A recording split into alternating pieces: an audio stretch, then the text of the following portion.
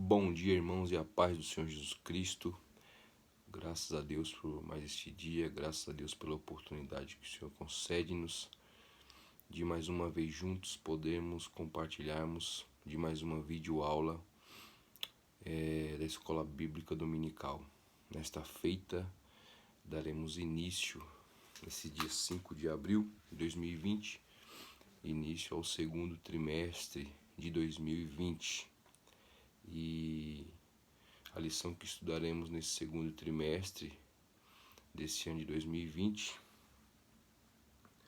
vai ser sobre a igreja eleita, redimida pelo sangue de Cristo e selada com o Espírito Santo da promessa.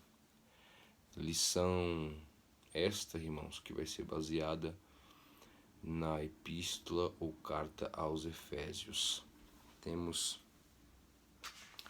Vamos estudar essas 3 lições e fazendo um resumo das 3 lições que vamos estudar durante esse segundo trimestre. A primeira lição vai ser carta aos Efésios, saudações aos destinatários. Segunda lição, a sublimidade das bênçãos espirituais em Cristo. Terceira lição, eleição e predestinação. Quarta lição, a iluminação espiritual do crente. A quinta lição, libertos do pecado para uma nova vida em Cristo. A sexta, a condição do gentio sem Deus. A sétima, Cristo é a nossa reconciliação com Deus. A oitava, edificado sobre o fundamento dos apóstolos e dos profetas. A nona, o mistério da unidade revelado. A 10ª, intercessão pelos Efésios. A 11ª, atribuição da unidade da fé, ou melhor dizendo, atributos da unidade da fé: humildade, mansidão e longanimidade. 12ª, a conduta do crente em relação à família. 13ª, a batalha espiritual e as armas do crente. Vão ser essas 3 lições que iremos estudar em torno desse segundo trimestre de 2020. Como já disse, baseada na segunda epístola ou carta aos Efésios. Carta essa escrita pelo apóstolo Paulo.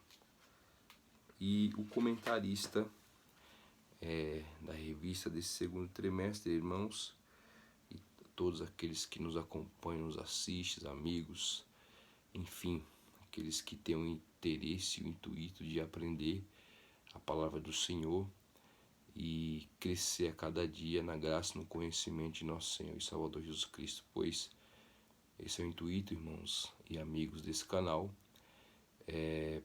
poder também ser um auxílio para novos pregadores, líderes, enfim, aqueles que querem ensinar a palavra do Senhor, e tem também como ajuda essa videoaula como um subsídio para a preparação dos seus estudos bíblicos e etc.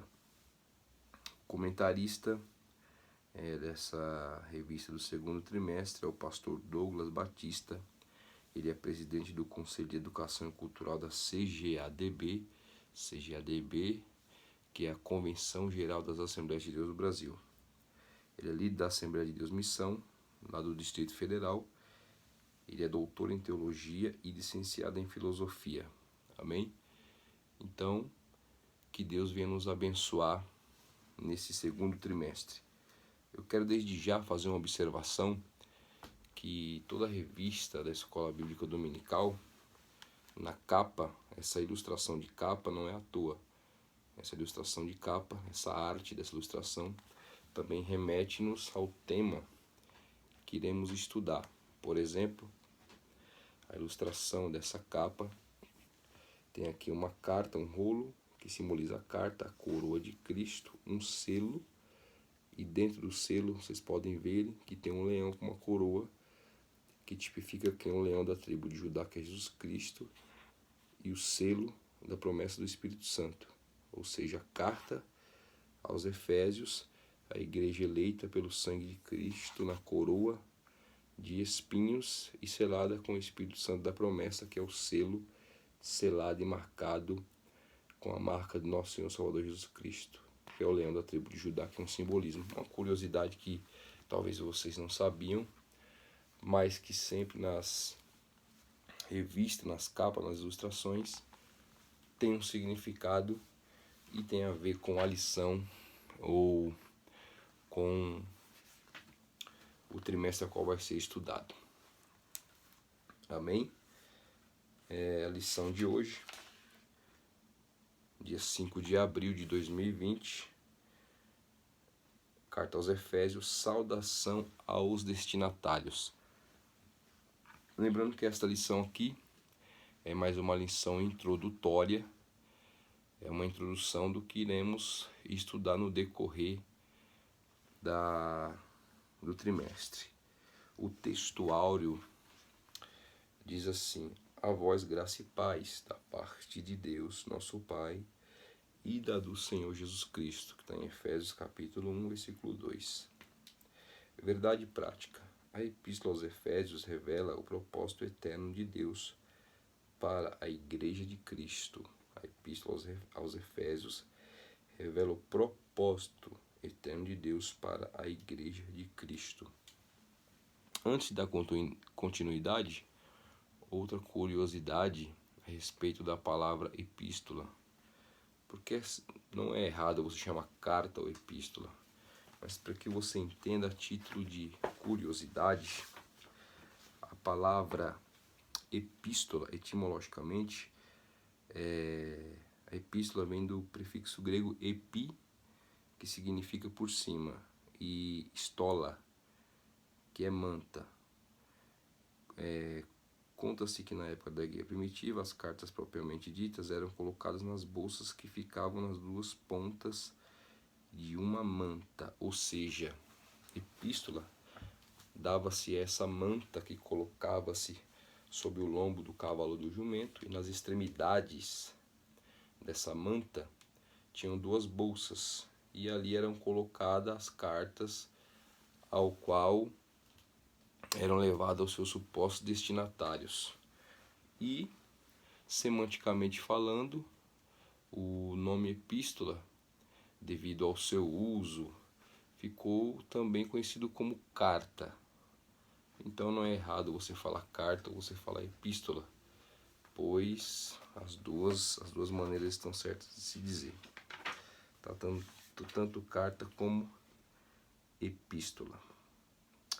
E conveniou-se chamar epístola, do grego epistolé, de carta, devido ao uso muito frequente desse termo. Tá, ok? É só título de curiosidade e conhecimento. E uma nota aí de conhecimento para todos nós. Leitura bíblica em classe está na Epístola de Efésios, capítulo 1, versículo 1 e versículo 2, e Atos dos Apóstolos. Para quem não sabe, é o único livro histórico do Novo Testamento, Atos dos Apóstolos. Capítulo 19, do versículo 1 ao versículo 7. Vamos ler o texto bíblico. Leitura bíblica em classe. Paulo, apóstolo de Jesus Cristo pela vontade de Deus, aos santos que estão em Éfeso e fiéis em Cristo Jesus. A vós graça e paz da parte de Deus, nosso Pai, e da do Senhor Jesus Cristo. E sucedeu que, enquanto Apolo estava em Corinto, Paulo, tendo passado por todas as regiões superiores, chegou a Éfeso e, achando ali alguns discípulos, disse-lhes: recebestes vós já o Espírito Santo quando crestes? E eles disseram-lhe: nós nem ainda ouvimos que haja Espírito Santo. Perguntou-lhes então: em que sois batizados então? E eles disseram: no batismo de João. Mas Paulo disse: certamente João batizou com o batismo do arrependimento, dizendo ao povo que cresce no que após ele havia de vir, isto é, em Jesus Cristo. E os que ouviram foram batizados em nome do Senhor Jesus. Impondo-lhes Paulo as mãos, veio sobre eles o Espírito Santo, e falavam línguas e profetizavam. Estes eram ao todo uns 12 varões. Glória a Deus. Introdução. A Epístola aos Efésios é denominada de a coroa dos escritos de Paulo e ainda de a rainha das epístolas. Nela, o propósito eterno de Deus para a Igreja está revelado por meio de Cristo Jesus. Nesta lição, Estudaremos os aspectos introdutórios e as principais abordagens doutrinárias da epístola. Durante esse estudo, o conteúdo da epístola deve nos levar à adoração a Deus e o aperfeiçoamento de nossa vida cristã. A epístola aos Efésios, por mais que seja uma epístola pequena, pois são apenas 6 capítulos, né? É considerada pelos teólogos como a coroa dos escritos de Paulo e ainda a rainha das epístolas devido à sua profundidade teológica a respeito da eclesiologia, ou seja, a respeito da igreja, a respeito do corpo de Cristo e como esse corpo de Cristo deve se relacionar com a cabeça, que é Cristo. Sabendo que a Epístola aos Efésios ela é dividida em 2 partes. Pelo menos a primeira parte vai do capítulo 1 ao capítulo 3, que vai nos dizer sobre a chamada da igreja. E do capítulo 4 ao capítulo 6 vai ser a conduta da igreja, como essa igreja deve se conduzir mediante esta chamada e perante o cabeça da igreja, que é Jesus Cristo. Outra de suas curiosidades é que essa epístola, ou esta carta aos Efésios, é parecida com a epístola aos Colossenses, pois que cerca da metade dos versículos da epístola aos Efésios são repetidos na epístola aos Colossenses. Mas na epístola aos Colossenses, a ênfase está na cabeça da igreja, que é Cristo. E na epístola aos Efésios, a ênfase é da vocação e as bênçãos do crente, ou seja, a vocação da igreja e as bênçãos através dessa vocação em Cristo Jesus sobre a igreja de Cristo, que é o seu corpo místico. Amém? Tópico de número 1. Autoria e data. Autoria e data. Subtópico 1. Autoria. Conforme o costume da época, o autor inicia a carta declarando a sua identidade. E Paulo diz: Paulo, apóstolo de Jesus Cristo, no capítulo 1, no versículo 1, na parte A. O livro de Atos menciona que ele se chamava Saulo, nome hebraico, mas que também era conhecido como Paulo. No capítulo 13 de Atos, vamos acompanhar a leitura bíblica, porque eu costumo dizer, afinal de contas, estamos numa escola bíblica e temos por base do nosso estudo a Bíblia Sagrada. Atos dos Apóstolos, capítulo 13, versículo de número 9, que diz: Todavia, Saulo, que também se chamava Paulo, cheio do Espírito Santo, e fixando os olhos nele, disse: Todavia, Saulo, que também se chamava Paulo. Tá ok? Em hebraico, Saulo significa solicitado. Provavelmente uma homenagem a Saul, o primeiro rei de Israel, que pertencia à mesma tribo do apóstolo Paulo, tá? Talvez fosse uma homenagem dos pais do apóstolo Paulo, que também deu o seu nome Saulo. Vamos ler aqui a referência bíblica, Atos dos Apóstolos, capítulo 13, versículo 21. E depois pediram o rei, e Deus lhe deu por 40 anos a Saul, filho de Quis, varão da tribo de Benjamim. Filipenses, capítulo 3. Filipenses, capítulo 3, versículo 5. Diz assim: porque a circuncisão somos nós que servimos a Deus no Espírito, capítulo 3, versículo 5, desculpe, irmãos. Circuncidado ao 8º dia, da linhagem de Israel, da tribo de Benjamim, hebreus de hebreus, segundo a lei, fui fariseu. O próprio apóstolo Paulo está dizendo aqui que ele era da linhagem da tribo de Benjamim, que era a mesma linhagem da tribo do rei Saul, tá? Já Paulo significa pequeno e era o seu nome romano. Então vamos ver aqui em Atos capítulo 22, versículo 25. Atos capítulo 22, versículo 25.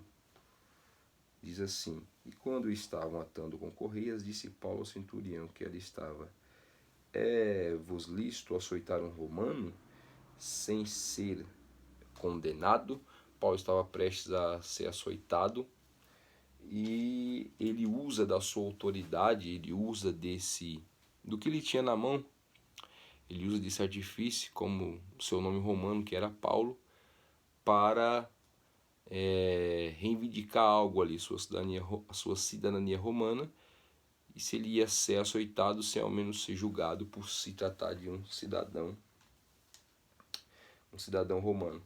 Então a pergunta que fica aí agora é a seguinte: Deus mudou o nome de Saulo para Paulo, sim ou não? E aí o que vocês acham? Na verdade não, ele continuou sendo chamado Saulo ou Paulo.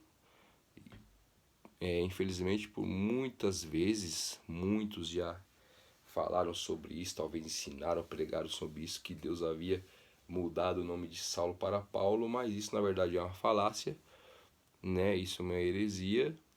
O nome de Paulo e Saulo continuam os mesmos, tá? Só que Saulo era um nome judeu, um nome hebraico, e Paulo era um nome romano, tá? Paulo usava o nome romano para falar aos gentios, e os irmãos sabem, cada um sabe que ele é considerado o apóstolo dos gentios, e Saulo, que é o nome judeu aí, o nome hebraico para falar aos judeus, né? Porque imagine Paulo chegando à comunidade gentílica e se apresentando como o Saulo, né? E ficaria algo meio sem sentido. Ele usa dessa ferramenta que ele tem para se chegar mais, para ser mais aceito ao povo gentílico, à comunidade gentílica como Paulo. Tá ok? Atos capítulo 22. Atos capítulo 22, do 25 ao 28. Vamos só concluir essa leitura aqui. E quando estavam atando com correias, disse Paulo ao centurião que ele estava: É-vos lícito açoitar um romano sem ser condenado? E ouvindo isto, o centurião foi e anunciou ao tribuno, dizendo: Vê o que vais fazer, porque este homem é romano. E vindo ao tribuno, disse-lhe: Dize-me, és tu romano? E ele disse: Sim. Ou seja, então ele usa da sua cidadania romana em defesa de sua vida ali naquela ocasião. Atos capítulo 16. Vamos ler também esse texto aqui por completo, do versículo 35 até o versículo 38. E sendo já dia, os magistrados mandaram quadrilheiros dizendo: Soltai aqueles homens. O carcereiro anunciou a Paulo estas palavras, dizendo: Os magistrados mandaram que vos soltasse. Agora, pois, sai e ide em paz. Mas Paulo replicou: Açoitaram-nos publicamente, e sem sermos condenados, sendo homens romanos, nos lançaram na prisão, e agora, encobertamente, nos lançam fora? Não será assim. Mas venham eles mesmo e tirem-nos para fora. E os quadrilheiros foram dizer aos magistrados essas palavras, e eles temeram, ouvindo que eram romanos. Tá? Isso implica dizer que, só dando ênfase dos dois nomes Saulo e Paulo, que não houve essa questão de mudança Deus mudou o nome de Saulo para Paulo, não. Eram os dois nomes que ele tinha e ele usava cada nome em contextos diferentes para dar ênfase e para dar mais força à sua mensagem, dependendo do contexto que ele estivesse falando. Tá ok? E como ele conseguiu essa cidadania romana também? Provavelmente, os pais do apóstolo Paulo eram judeus, hebreus, e provavelmente o pai do apóstolo Paulo comprou esse direito de cidadania, sendo assim ele já nasceu com essa cidadania. Tá ok? Vamos dar prosseguimento à lição. Só para que vocês entendam que não existe isso, que Deus mudou o nome de Saulo para Paulo. Tá ok? Tópico de número 2, a assinatura apostólica. Nas 13 cartas de sua autoria, o apóstolo identifica como Paulo, nunca como Saulo, provavelmente por considerar um nome mais apropriado para evangelizar o mundo gentílico. Romanos capítulo 11, versículo 13, nos diz assim a palavra do Senhor. Romanos capítulo 11, versículo 13. Porque convosco falo, gentios, que enquanto for apóstolo dos gentios, glorificarei o meu ministério. Tá? Por isso ele é considerado apóstolo dos gentios.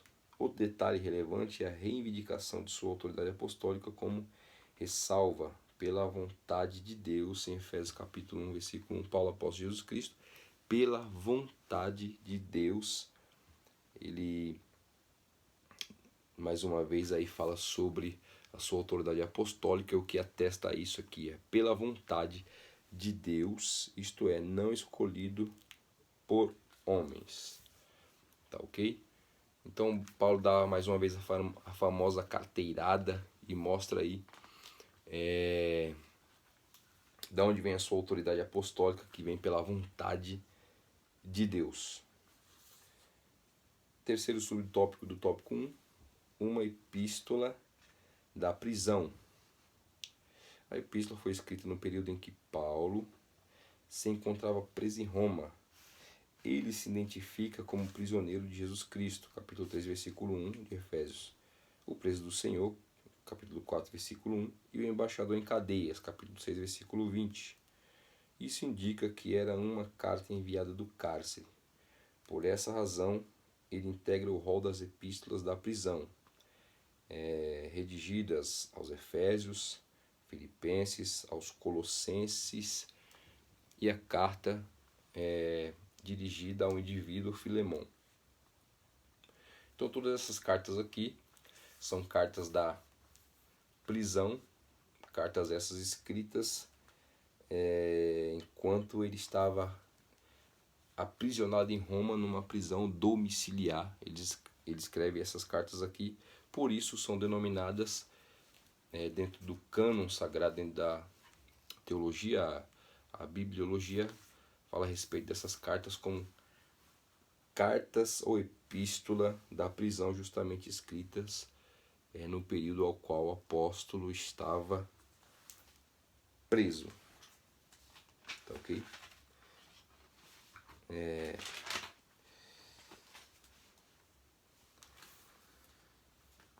Vamos continuar aqui.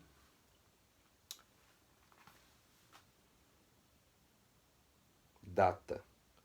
Quarto subtópico, a data. Antes da gente dar continuidade, só para a gente dar ênfase nesse assunto sobre a carta, a epístola da prisão. Quando Paulo chega em Éfeso, a primeira vez que Paulo vai em Éfeso, no capítulo 18, do versículo 19 e 20, Paulo chega rapidamente em Éfeso, juntamente com Priscila e Áquila. Só que ele passa pouco tempo ali e logo ele vai embora, mas ele promete que voltaria, né, ainda à cidade de Éfeso. Depois, lá pelo capítulo 19, versículo 8, Paulo aparece em Éfeso, né, quando ele encontra os 12 discípulos e pergunta a respeito se já tinham recebido o batismo do Espírito Santo. Eles dizem que não sabiam nem o que era Espírito Santo, e Paulo fala a respeito do batismo em Jesus Cristo e rebatiza eles, né? Só que esse rebatismo não tem nada a ver com o rebatismo que algumas seitas fazem por aí, né? Porque o rebatismo que Paulo faz ali, o que significa? Quando os 12 discípulos dizem: nós só conhecemos o batismo de João, que foi o texto que nós lemos aqui em Atos capítulo 19, no versículo 3. Perguntou-lhes então: em que sois batizados? Então eles disseram: no batismo de João, né? E antigamente, nas religiões, não só na religião judaica, outras também, existia esses ritos de passagem, né, que era tipo uma iniciação para a nova religião ao qual o candidato estava entrando, né? E esse batismo de João era para o arrependimento. João Batista foi e era o precursor, né, do Senhor Jesus, aquele que viria para salvar a humanidade. Tanto é que quando uma das ocasiões que João estava batizando nas margens do Rio Jordão, ele vê na fila o Senhor Jesus Cristo e ele diz: olha ali o Cordeiro de Deus que tira o pecado do mundo, ou seja, aquele que veio para salvar o mundo, salvar a humanidade. João apenas estava preparando esse caminho. E essa autoridade do batismo de João só servia para isso, né? Para essa preparação do caminho. As pessoas eram batizadas para o arrependimento. Diferente do batismo de Jesus Cristo, ao qual ele mesmo ordenou que fôssemos batizados em nome do Pai, do Filho e do Espírito Santo, ou seja, um batismo na autoridade da pessoa de Jesus Cristo, né? Que foi formalizado no ato do seu batismo. E o apóstolo Paulo os rebatiza nessa ocasião, nesse contexto, na autoridade, um batismo na autoridade do nome de Jesus. Levando em consideração que o batismo não serve para salvação. Salvação vem pela fé, e a fé em Jesus Cristo, que é um dom gratuito de Deus através da graça, que os irmãos sabem que é o favor imerecido. Amém? E tipifica, e qual que é a analogia do batismo? É a morte, sepultamento e ressurreição.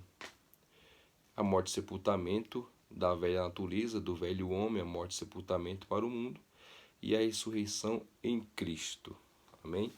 Então não tem nada de especial nesse rebatismo. Diferente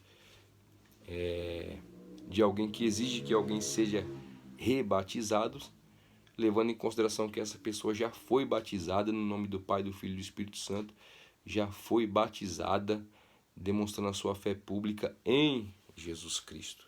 As duas ocasiões são totalmente diferentes uma da outra e nada tem a ver com o que aconteceu nesse rebatismo aqui que Paulo fez através desses 12 discípulos, realizou na vida deles, e depois a Bíblia diz que Paulo coloca a mão sobre eles e veio o Espírito Santo e falavam em línguas e profetizavam. Tiveram experiências singulares da parte de Deus através do Espírito Santo. Amém? Depois disso, Paulo prega nas sinagogas. Está em Atos 19:8, ele vai pregar nas sinagogas de Éfeso, aproximadamente num período de 3 meses. O que era uma sinagoga? A sinagoga era tipo uma extensão do templo que ficava em Jerusalém, né? Por exemplo, como hoje em dia tem as igrejas sede nas denominações e tem as suas congregações daquela igreja sede, tá?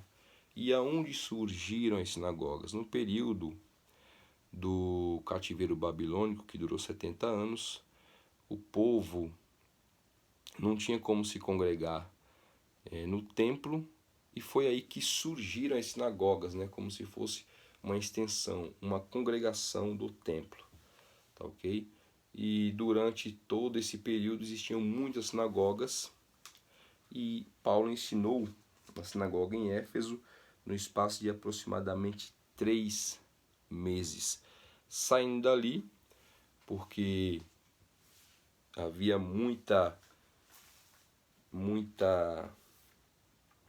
como é que eu posso dizer, havia pouca aceitação do que Paulo pregava, e Paulo saiu dali e foi pregar e ensinar acerca do evangelho na escola de um certo tirano, tá? Vamos ler em princípio o texto de Atos capítulo 19, versículo 8. Atos 19, versículo 8. E entrando na sinagoga, falou ousadamente por espaço de 3 meses, disputando e persuadindo acerca do reino de Deus. Versículo 9. Mas como alguns deles se endurecessem, não obedecessem, falando mal do caminho. O que é esse caminho aqui? Por que a Bíblia diz no livro de Atos sobre o caminho? O caminho era o novo caminho em Cristo. E também você vai ver em outras passagens falando sobre seita, né? Eles consideravam esse caminho em Cristo Jesus como uma seita, porque eles não aceitavam isso ainda. Perante a multidão, retirou-se deles e separou os discípulos, disputando todos os dias na escola de um certo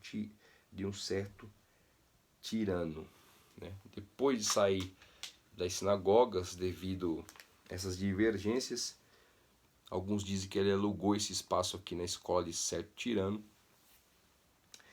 e ensinou ali por cerca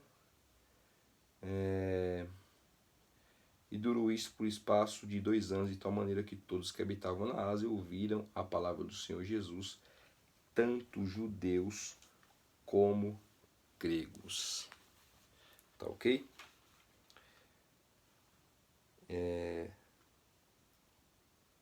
Quarto subtópico do primeiro tópico. De acordo com Atos, após realizar 3 viagens missionárias e implantar igrejas na região do Mediterrâneo, Paulo esteve em prisão domiciliar por cerca de 2 anos. Atos 28, Atos capítulo 28,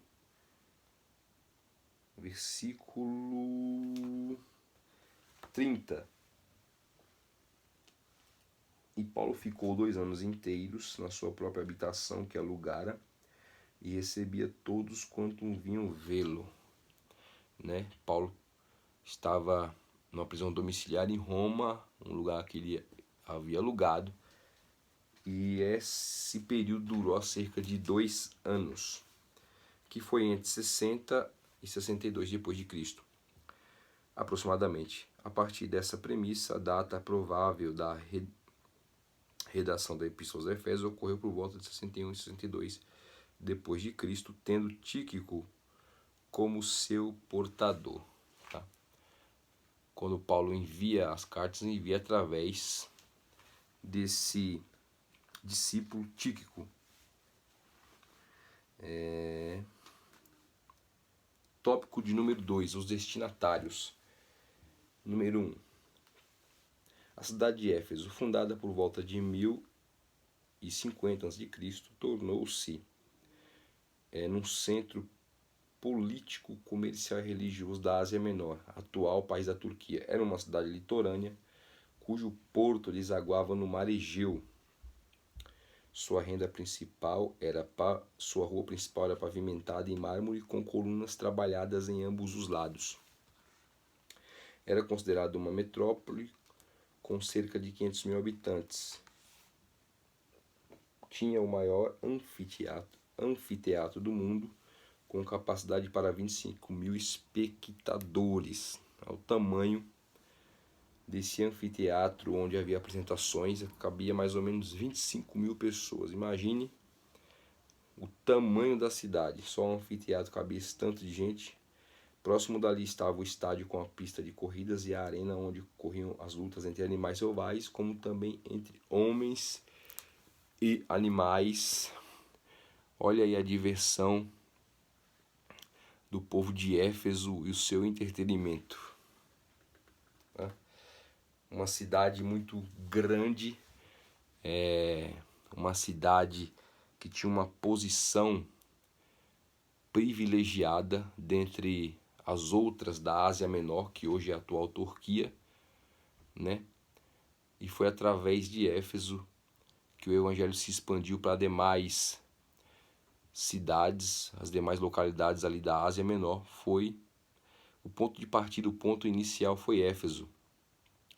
Éfeso era privilegiada, uma cidade comercial, onde o seu porto marítimo não parava, chegava mercadorias, exportava-se mercadorias, então o acesso era fácil, havia muitos turistas e muita gente passava na cidade de Éfeso, uma grande metrópole da sua época.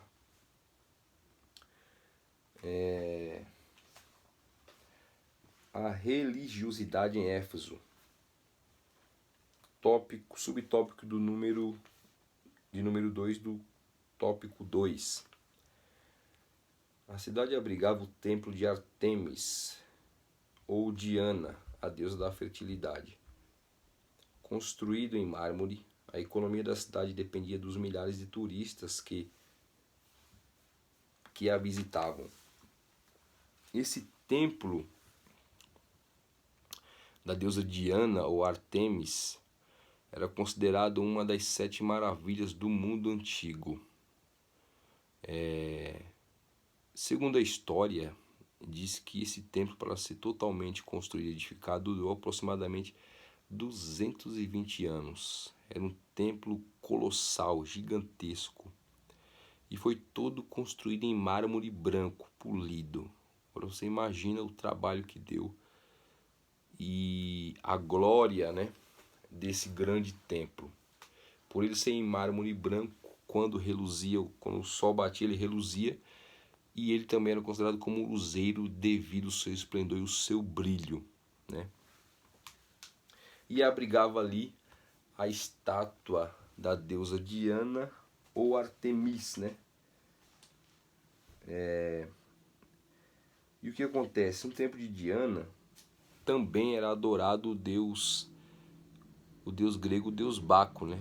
Que de onde vem a palavra bacanal, que era o deus do vinho, né?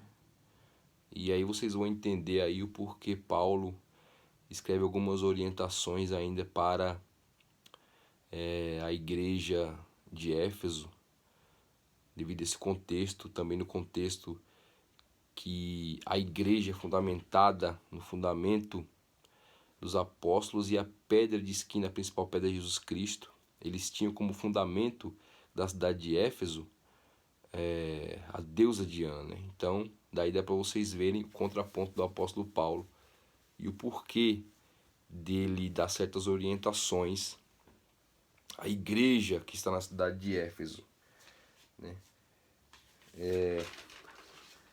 Dentro, Diana ou Artemisa era considerada a padroeira dos Efésios, né? Era uma deusa, considerada a deusa materna, deusa da fertilidade, e ela também era a deusa da caça e, segundo alguns, tinha poder sobre os animais. Na mitologia, Diana era filha de Júpiter com Latona, né? São deuses gregos aí na mitologia grega. Filha de Júpiter, que é o mesmo Zeus, tá? Da mitologia grega, com Latona. Provavelmente ela era irmã gêmea de Apolo, tá? E qual que era o grande misticismo, né, entre os efésios? Atos capítulo 19, versículo 35. Então o escrivão da cidade, tendo apaziguado a multidão, disse: varões efésios, qual é o homem que não sabe que a cidade dos Efésios é a guardadora do templo da grande deusa Diana e da imagem que desceu do céu, né? Então eles tinham a crença que aquela imagem ou aquela estátua apareceu lá, foi uma forma milagrosa que veio do céu. E como na mitologia era considerada a filha de Júpiter, ela caiu de Júpiter na forma de meteoro, e com certeza eles entalharam através desse meteoro a imagem da deusa, e eles a adoravam, né, como se fosse um presente de Júpiter para eles, né? Então tá aí. Ela também era considerada deusa da lua e da noite. Ela tinha autoridade para julgar. Ela é considerada virgem, também era protetora das donzelas. Às vezes assumia a forma da deusa Minerva, que é a deusa da guerra. Também era considerada como a grande mãe da natureza, a Santíssima e a ouvidora, né, que estava disposta ali para ouvir e interceder pelo seu povo de Éfeso. Era a crença que eles tinham, né, falando a respeito da religião ou da religiosidade aí da cidade de Éfeso. E o povo vivia em torno do quê? A economia da cidade de Éfeso estava na maioria baseada no templo de Diana ou Artemis, né? Porque havia muitos ourives ali na cidade, tanto é que Paulo teve muito trabalho com esses ourives, fizeram um complô contra Paulo. Enfim, muitos ourives que trabalhavam com prata, nichos da deusa Diana eram vendidos. Os turistas, os romeiros que vinham para a cidade de Éfeso adorar a deusa, né? Existiam datas festivas para cultuar a essa deusa, mais ou menos lá por mês de maio. Eles faziam uma grande festa, entre aspas, né? Era um culto à deusa Diana, onde sacerdotisas, na verdade prostitutas, ficavam em torno do templo de Diana, com os seios de fora. E nessa mesma época também era cultuado ao deus Baco, ou seja, a deusa Diana ao deus Baco era cultuado na mesma época. Faziam-se cultos entre casais, né, bacanais, enfim. E para eles era um culto a Diana e ao deus Baco. E essa era a religiosidade, né, pervertida da cidade de Éfeso, uma cidade também que era envolvida no ocultismo, na magia, enfim, era um antro, na verdade, da cegueira espiritual, né, onde eles buscavam ajuda em coisas fictícias, mentirosas, em coisas ilusórias, e Paulo tem que combater diretamente com tudo isso. E teve muito trabalho na cidade de Éfeso, porém também teve grande êxito, a ponto da Bíblia registrar que o povo que se convertiam iam em praça pública e queimavam em público seus livros de magia, e era muita gente. Tá ok? Só para vocês terem uma ideia, já que estamos aqui numa videoaula, a gente tenta adaptar o máximo para a gente ter uma ideia de como que era essa deusa. Lógico que ela tomava algumas formas, mas a forma principal dessa deusa, né, Diana, Artemis, era mais ou menos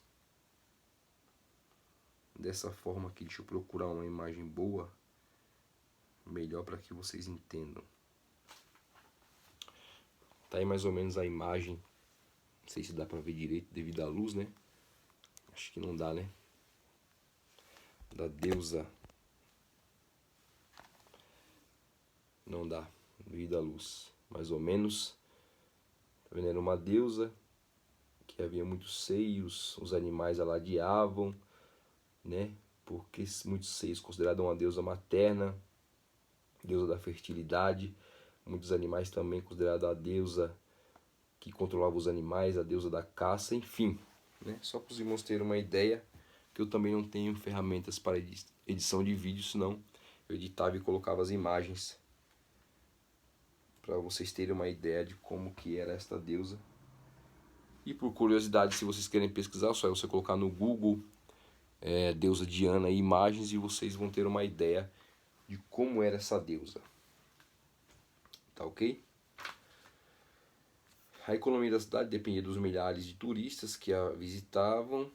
Sua maior fonte de renda era o comércio de nichos de prata vendidos no templo, razão pela qual seus moradores ficaram alarmados com a pregação de Paulo contra a idolatria. Então vamos aqui ver esse texto. Atos capítulo 19, versículo 27 ao 29, que diz assim: não somente há o perigo de que a nossa profissão caia em descrédito, mas também de que o próprio templo da grande deusa Diana seja estimado em nada, vindo a majestade daquela que toda a Ásia e o mundo veneram ser destruída. Ouvindo isto, encheram-se de ira e clamaram, dizendo: grande é a Diana dos Efésios, né? Isso ficaram aproximadamente aí por 2 horas clamando: grande é a Diana dos Efésios. E tentaram também fazer um complô contra Paulo para que o destruísse e que ele parasse de pregar sobre o evangelho, porque muitos estavam se convertendo, mas não tiveram êxito. Tá ok?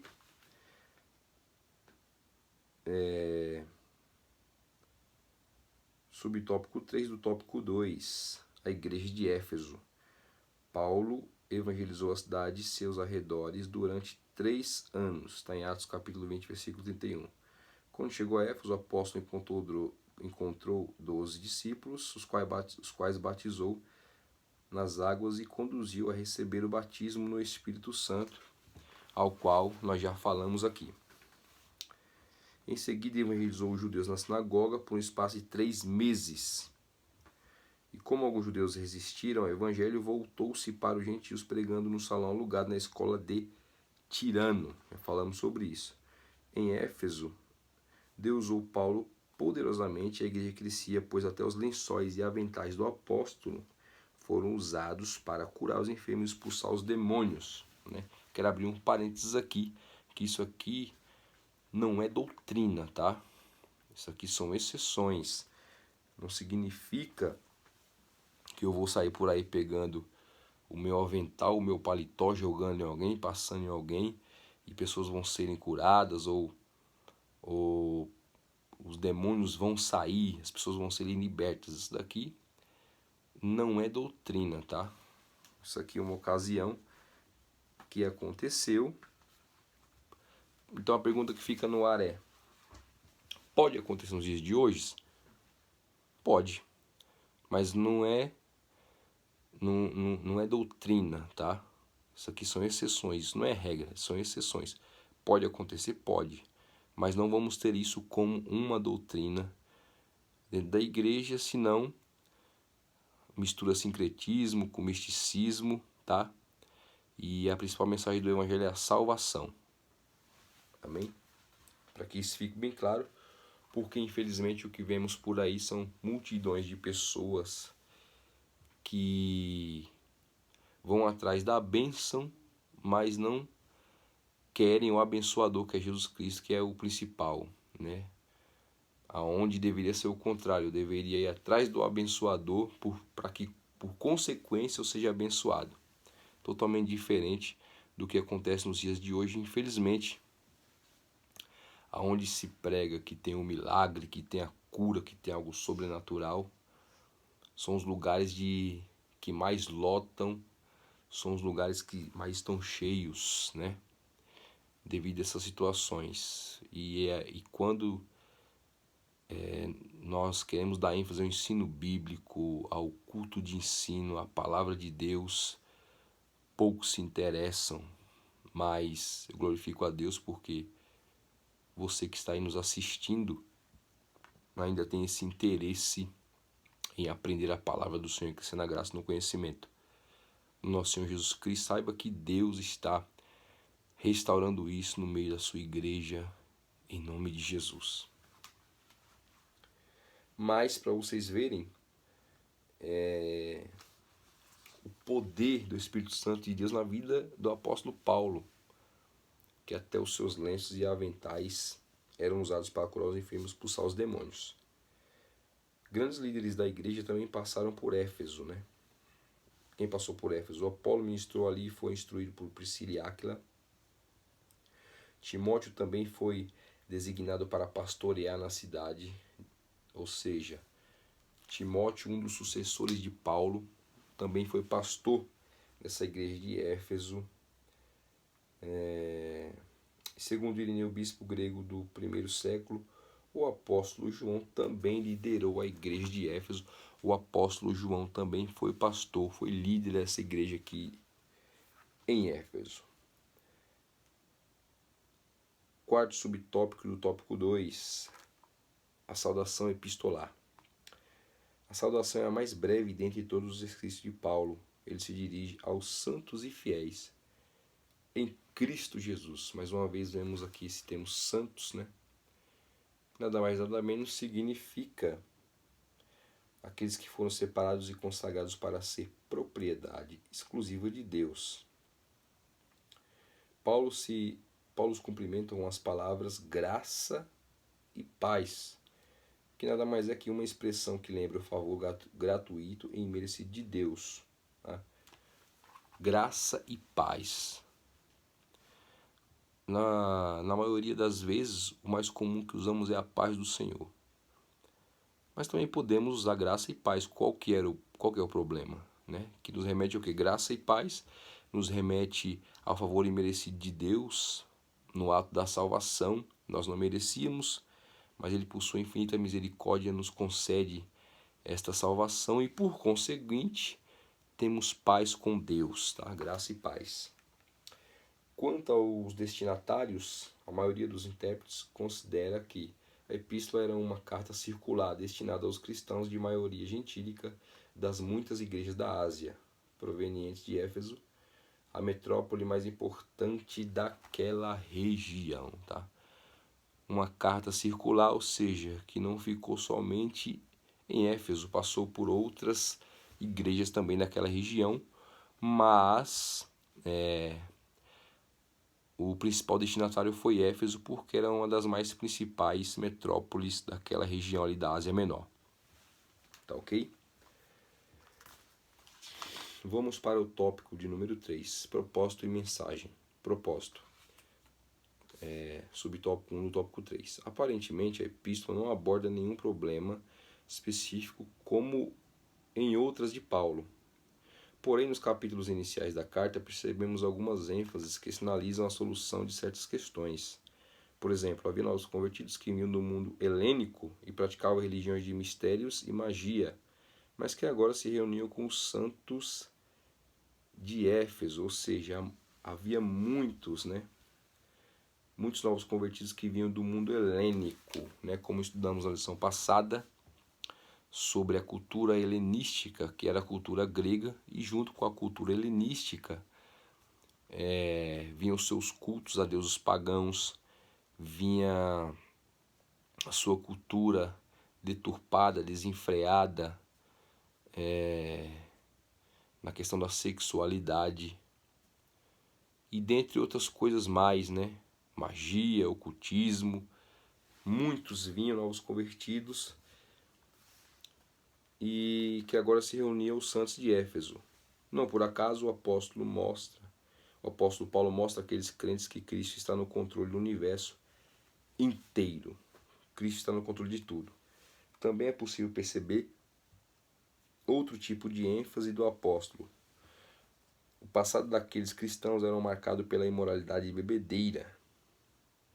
Mas uma vez salvos pela graça, eles deveriam adotar um novo estilo de vida em Cristo.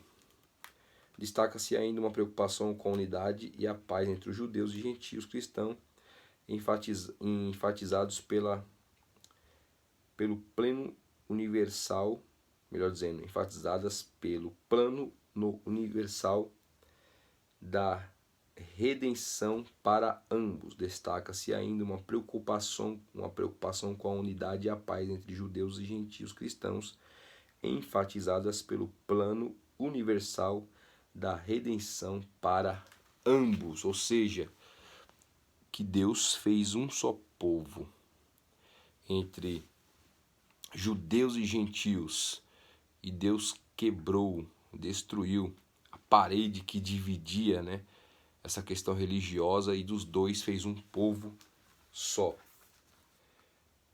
Sob essas premissas, então, podemos considerar que uma das intenções do autor aos Efésios era a de atender às múltiplas necessidades da igreja numa perspectiva pastoral. Por isso a carta é apontada por estudiosos como um tratado teológico sobre a igreja, o corpo de Cristo, né? Como já disse no começo, é uma carta de 6 capítulos, porém de grande valor teológico e uma das mais profundas, né? A coroa, considerada como a coroa das epístolas que Paulo escreveu acerca da eclesiologia, acerca do corpo de Cristo, acerca da igreja e etc. Capítulo, melhor dizendo, subtópico 2 do tópico 3, a mensagem da carta. A mensagem de Efésios gira em torno de duas temáticas: Jesus Cristo a cabeça, a igreja o corpo. Assim podemos classificar os desdobramentos desses assuntos nos seguintes eixos temáticos. Mediante essas duas divisões, Cristo a cabeça e a igreja o corpo, temos aqui nos eixos temáticos: número 1, a consumação do plano eterno de Deus na pessoa de Jesus Cristo. 2, a atuação do Espírito Santo como penhor da experiência da salvação. 3, a reconciliação dos povos por intermédio da cruz de Cristo. E 4, a revelação do mistério da vontade de Deus por obra do Espírito Santo. 5, um novo estilo de vida baseado na unidade, na comunhão com o Espírito, na frutificação, na adoração e na intercessão no Espírito. Os novos relacionamentos conjugais e a luta contra o diabo. Portanto, a epístola contém uma combinação de doutrina, fé e prática da vida cristã, ou seja, de tudo quanto Deus fez e do que se espera que a igreja faça. Então a mensagem da epístola aos Efésios está em torno da vida cristã no âmbito geral, tá? Tanto na família, quanto no trabalho, quanto a nossa luta diária com o inimigo. Então é uma mensagem no contexto geral para a igreja de Cristo, né? Conclusão: a epístola revela um elaborado resumo da salvação e suas implicações para a vida cristã. Seu conteúdo recorda o favor imerecido que recebemos gratuitamente da parte de Deus. Suas exortações nos impelem a viver em santidade e alicerçados em Cristo, a cabeça da igreja, a batalhar contra as forças das trevas. E nós, como a igreja de Cristo, o corpo místico de Cristo, dependemos dele para vencermos essa batalha com as forças das trevas no dia mau. E através dele, como venceremos isso? Com as armaduras de Deus. Amém? Que Deus abençoe a todos nessa lição introdutória que explanamos essa manhã para os irmãos, para aqueles que estão nos assistindo, aqueles que nos acompanham. Que Deus continue abençoando a todos. E vamos lutar aí, irmãos. Eu peço a oração de todos para que cada vídeo aula, cada dia a gente possa melhorar a qualidade do ensino. E em nome do Senhor Jesus Cristo, vamos aí nos ajudar, irmãos, a compartilhar esse vídeo. Não se esqueça de se inscrever no canal. Divulgue esse canal. Deixa aí o seu like, o seu joinha. Ajude-me, irmãos, através das videoaulas, porque a Escola Bíblica Dominical, enquanto ela ensina, ela evangeliza, enquanto evangeliza, ensina. Então, a você que está aí nos assistindo, nos acompanhando, através dessa videoaula, a todos, nos ajude em nome de Jesus para que o Evangelho de Cristo continue sendo proclamado, independente do momento que estamos enfrentando devido a essa pandemia, essa epidemia. Vamos continuar clamando a Deus, vamos sim nos prostrar, vamos nos humilhar. A Bíblia diz no livro de Lamentações: coloca tua boca no pó, quem sabe assim há de esperança. Então vamos fazer isso, porque Deus é o nosso único refúgio e fortaleza, tá? Que Deus continue abençoando a todos em nome de Jesus. Espero que essa videoaula venha lhe ajudar a crescer na graça, no conhecimento do nosso Senhor e Salvador Jesus Cristo.